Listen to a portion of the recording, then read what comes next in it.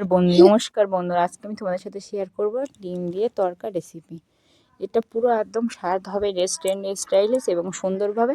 প্রথমে আমি তড়কাটাকে ভিজিয়ে রেখেছিলাম 5 থেকে 7-8 ঘন্টা মতো। তারপর আমি লবণ আর হালকা হলুদ দিয়ে প্রেসারে 4টে সিটি মেরে তুলে নিয়েছি। এবার আমি কড়াই তেল দিয়ে দিয়েছি, দিয়ে পেঁয়াজ আর কাঁচা লঙ্কা দিয়ে একটু যখন লাল লাল হয়ে গেছে, তো আদা রসুনটা কুচিয়েও দিতে পারেন, একটু কুড়েও দিতে পারেন। আমি আদা রসুনটা দিয়ে দিলাম। তারপরে আদা রসুনটা আমি কুড়িয়ে দিয়েছিলাম। তারপরে ওতে টমেটো অ্যাড করে দিয়েছি। টমেটো পেঁয়াজ আদা রসুন যখন একটু কষানো হয়ে গেছে, তো লবণ দিয়ে দিলাম, হলুদ দিয়ে দিলাম। দিয়ে আবারও একটু ভালো করে সব কিছু নাড়াচাড়া করব।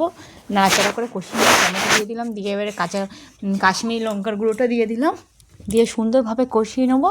আর একটু কষাবে। এবার আমি এর মধ্যে একটু ভাজা মশলা দিয়ে দিয়েছি, জিরের গুঁড়ো মরিচের গুঁড়ো দিয়ে কষিয়ে এবার আমি ডিমটা অ্যাড করলাম। ডিমটা ভুজিয়ার মতো করে নিয়েছি, নিয়ে এবার ওতে ধনেপাতা দিয়ে দিয়েছি। আর দেখুন দেখতে কত সুন্দর লাগছে। এবার আমি তড়কা ডালটা যে লবণ আর হালকা হলুদ দিয়ে সিদ্ধ করে ওর মধ্যে দিয়ে দিয়েছি।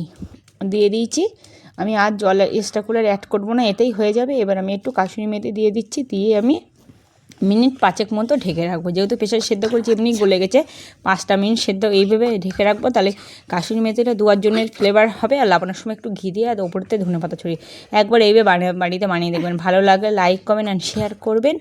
দেখতে দেখুন কেমন হয়েছে, আর খেতেও খুব সুন্দর হয়েছিল। ভালো লাগে লাইক কমেন্ট শেয়ার করবেন। থ্যাংক ইউ বন্ধুরা, নমস্কার।